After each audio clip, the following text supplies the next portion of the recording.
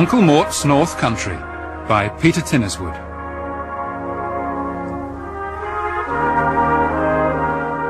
They gave Carter Brandon a week's holiday, so he decided to spend it going out for day trips in the car. He took his Uncle Mort with him.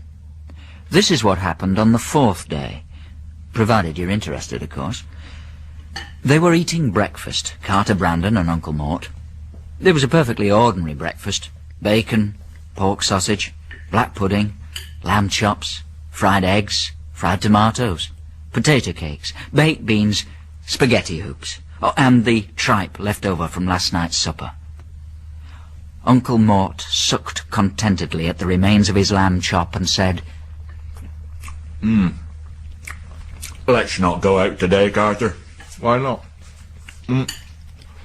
Because one of the great treats of going out for the day is stopping at home instead. Is it?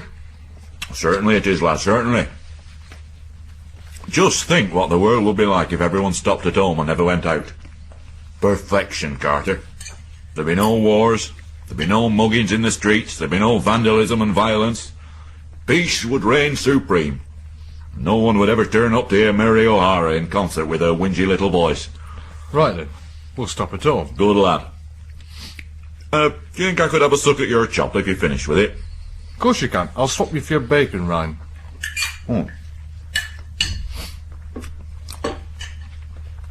Carter, Yes? do you like Dr. Croc and his crackpots? No, I can't stand them. Good. Neither can I. It was 8 o'clock in the morning. It was raining. During the night there'd been a mudslip in Ecuador, 2 revolutions in Bolivia, and they discovered dry rot in the grandstand at Rochdale Hornets.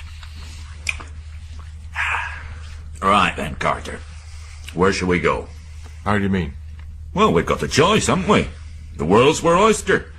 We can sit in the back parlour and throw spoons at the cat. We can sit in the front parlour and drop ash on your mother's best carpet.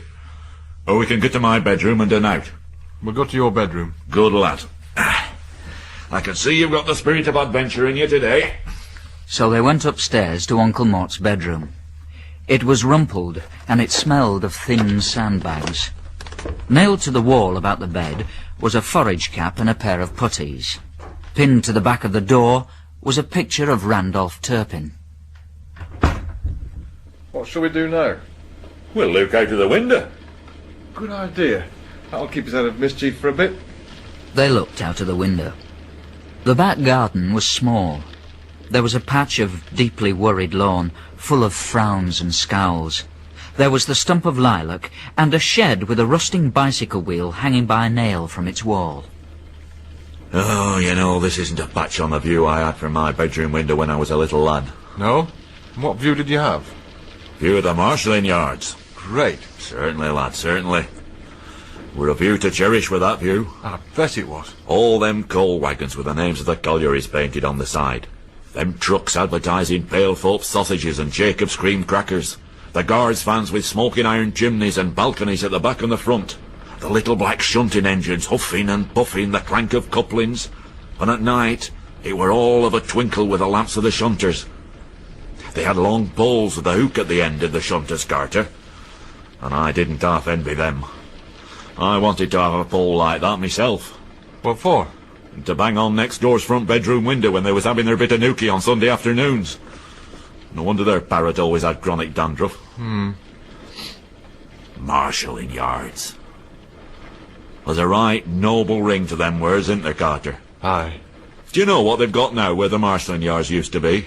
No. What? A shopping piazza with integral creche for baby sprogs. And a do-it-yourself discount warehouse.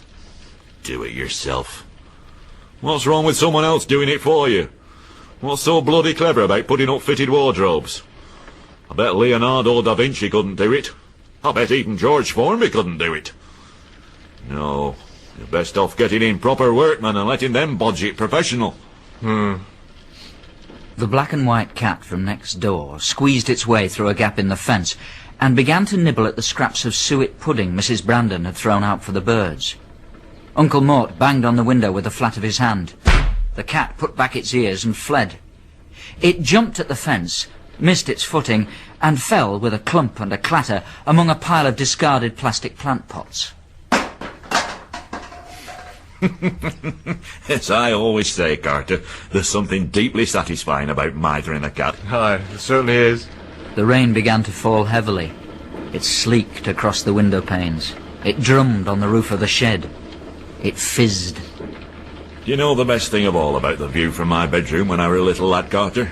No, what? The main railway line. Well, it would be. Forced to. I used to creep out of bed, wipe the frost from the window with the sleeve of my pyjamas, and watch the trains go by. Wonderful. The engines was all showered with sparks, and there were great billows of steam lit up by flames when the firemen opened up the stokeholes. And all the carriages would be lit up, and I'd see the passengers sat there, and I'd wonder where they was going. Where were they bound for, Carter? Distant islands in the north of Scotland? Big fat houses in Mayfair? Were they going to spend the weekend with their mums in Gateshead? Were they going to London to see Cicely Courtnage? And what about the boat trains? Where were they going on them? Moscow? Warsaw? Marseilles? And the P&O liners to India? Bloody fascinating, eh, Carter? Oh, aye. And I bet you wanted to go with them, didn't you? Did I, heckers like? Who wants to go to foreign climes when you've got all a man could desire at Wayfield Market? You might be right there, you know. The thing that fascinated me, though, Carter, was the people on the trains. What was they doing, travelling by night? Did they like custard? Where did they come from? Did they live in houses with big back gardens? Did they have all their own teeth?